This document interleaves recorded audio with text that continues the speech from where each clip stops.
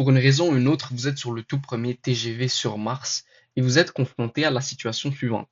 Vous voyez deux trains qui s'approchent un vers l'autre, comme l'indique le dessin ici, tous deux ayant une longueur propre de 1 km. Ils ont tous deux une distance de une vitesse de 0,6 c. On vous demande quel est l'intervalle de temps entre la rencontre de leur extrémité avant et arrière dans le référentiel lié au sol et dans le référentiel lié à un des trains. Donc pour mieux illustrer la situation, je vais prendre le dessin ici. Et on vous demande quel est l'intervalle de temps entre la rencontre de l'extrémité avant et celle arrière. Donc à la fin, les deux trains, le train 1 ou le train 2 comme vous voulez, va passer complètement devant le train 1 ou 2. Et donc, on se retrouve avec cette situation. On cherche à savoir combien de temps s'écoule-t-il entre ça et ça.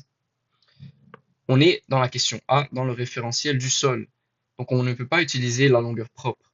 Il faut utiliser la longueur euh, vue du sol. Et donc, cette expression, on va la trouver avec L est égal à LO sur le facteur de Lorentz. Si on regarde notre formule, le facteur de Lorentz, c'est cette expression-ci. Et donc, ça fait LO sur 1 sur racine de 1 moins V à la 2 sur C à la 2. Et donc, ça, on peut le transformer en étant LO fois racine de 1 moins V2 sur C2. Donc, ici, on a les mêmes longueurs. LO de 1 et 2 sont égales. Donc, je vais faire le calcul une seule fois. Et donc, si je complète le calcul, ça nous fait 1000 mètres. Oui, fois 1 moins 0,6 C à la 2 sur C à la 2. Donc cela est censé vous donner 800 mètres. Et donc on cherche, si on refait le calcul, le dessin, pardon, réellement, qu'est-ce qu'on cherche à savoir ici? C'est quand est-ce que les deux trains auront parcouru la distance de l'autre train. Parce que si lui veut passer devant lui, il faudra qu'il parcourt une distance de 800 mètres. Et même chose pour lui. Si les arrières veulent se rencontrer, celui-là va devoir parcourir aussi une distance de 800 mètres pour terminer avec la situation suivante, qui est celle-ci. Et donc c'est un calcul assez simple parce que la distance qu'on veut parcourir ici est de 800 mètres.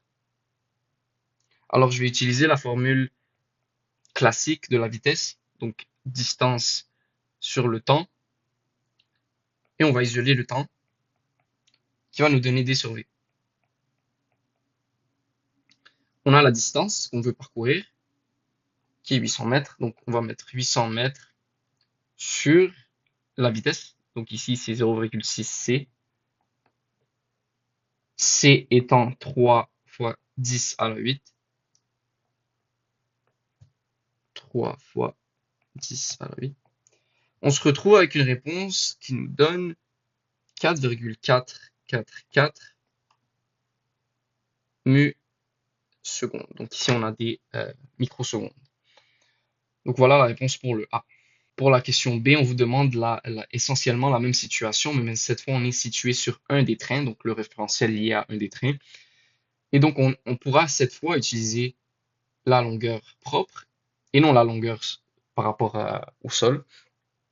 Et donc, on va utiliser la même démarche. V est égal à D sur T, mais cette fois, la distance, c'est le même principe. La distance qu'il faut parcourir pour les trains sera de 1 km ou de 1000 mètres, comme vous voulez. Lui doit avancer de 1000 mètres. Selon le référentiel, si on était sur un des trains, par exemple, on est ici, lui aussi doit avancer de 1000 mètres. Et donc, la question devient combien de temps prend un train pour avancer de 1000 mètres dans ce référentiel. Et donc, On refait la même démarche, t est égal à d sur v. Et donc, on se retrouve avec 1000 sur 0,6 c. Sans faire toutes les étapes, cela nous donne à peu près 5,5 microsecondes.